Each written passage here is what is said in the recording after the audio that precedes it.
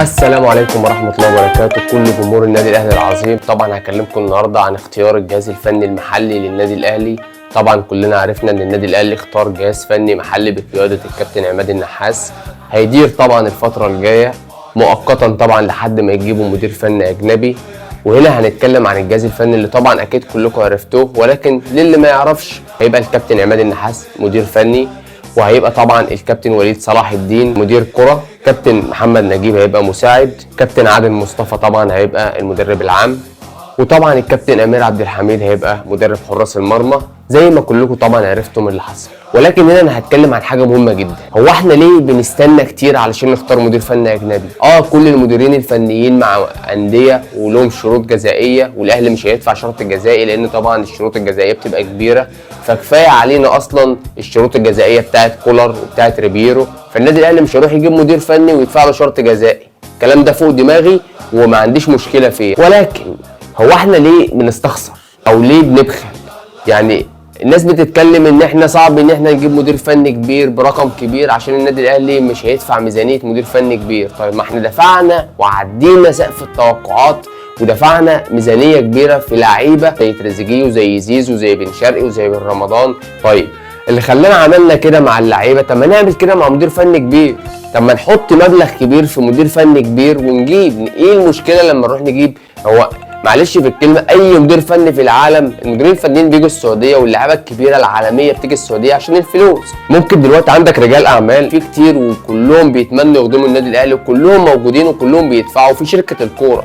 طيب ما نكلم حد فيهم. النادي الاهلي لو طلب لبن العصفور او قالوا احنا عايزين مدير فني ايا كان اسمه، هيجي النادي الاهلي والاهلي مش هيتكفل باي حاجه ولا يدفع اي حاجه غير نسبه قليله جدا.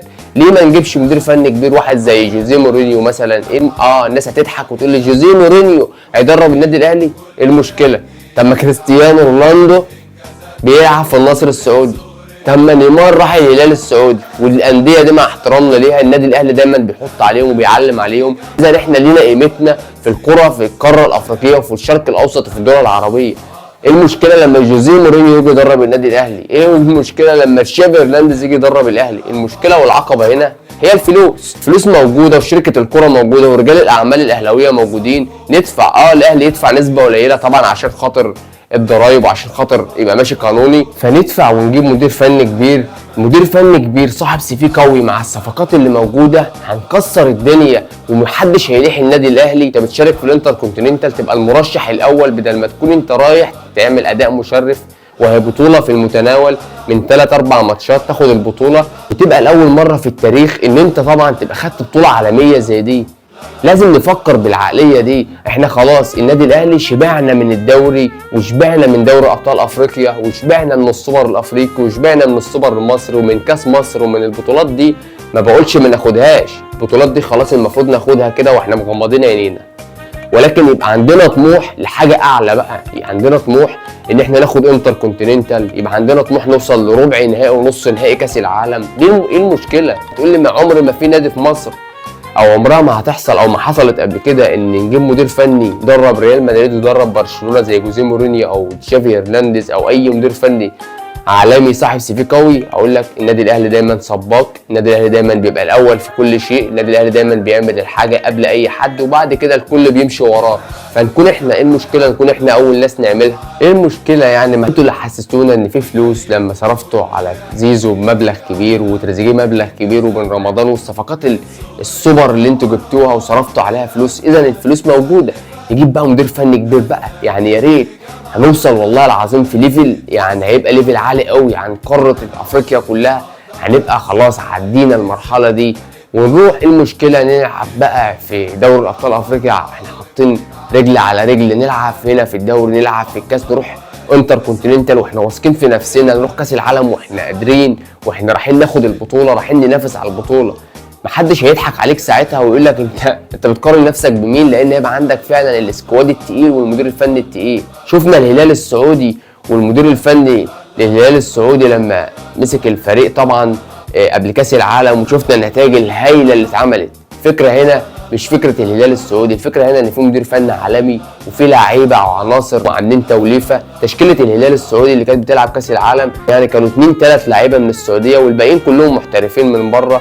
اذا بقى فريق عالمي بينافس فرق عالميه، وشفنا عمل ايه مع ريال مدريد والتعادل مع ريال مدريد، وشفناه عمل ايه مع الفرق التانية قدام مانشستر سيتي على ما اتذكر. يعني لازم نبقى عندنا الطموح ده، ولازم يبقى عندنا ان احنا باصين لفوق. النادي الاهلي تاريخ كبير، خلاص انسى بقى اللي فات وانسى البطولات اللي انت خدتها وبص اللي انت لسه ما خدتهوش. اتمنى ده يحصل، واتمنى ان احنا نسير في السكه ديت، وان شاء الله ان شاء الله ان شاء الله النادي الاهلي هيحقق ما لم يحققه احد، سواء جبنا مدير فني كبير او ما جبناش. دلوقتي في جهاز فني محلي عارف امكانيات اللعيبه، ان شاء الله الفرقه كلها تبقى واحده، الفرقه كلها تتجمع على قلب رجل واحد. لان زي ما انا دايما بقول وزي ما الكل بيقول وزي ما الكل عارف، النادي الاهلي ما بيبصش على اي حد غير نفسه، لان النادي الاهلي فوق، واللي فوق ما بيبصش على اللي تحت منه. فالنادي الاهلي قوي ان شاء الله، والنادي الاهلي جاي، واللي جاي هيبقى صعب على كل الفرق. وان شاء الله ان شاء الله ان شاء الله محدش هيقدر على النادي الاهلي طول ما في ظهره جمهوره القوي الكبير العظيم، طول ما في ظهره اداره وسيستم ومؤسسه ماشيه بسيستم واحد ونظام واحد على مدار التاريخ، ودايما بتطور من نفسها. عاش الاهلي قوي، عاش الاهلي بطل، ودمتم في امان الله. نلتقي في فيديوهات قادمه باذن الله. وقبل ما نقفل اتمنى ان كلنا نصلي على النبي صلى الله عليه وسلم. لو عجبكم المحتوى فضلا وليس امرا ادعموني باي حاجه، لو ما عجبكوش براحتكم وفوق دماغي سواء كده او كده. وان شاء الله انتظروني في فيديوهات جايه، والسلام عليكم ورحمه الله وبركاته.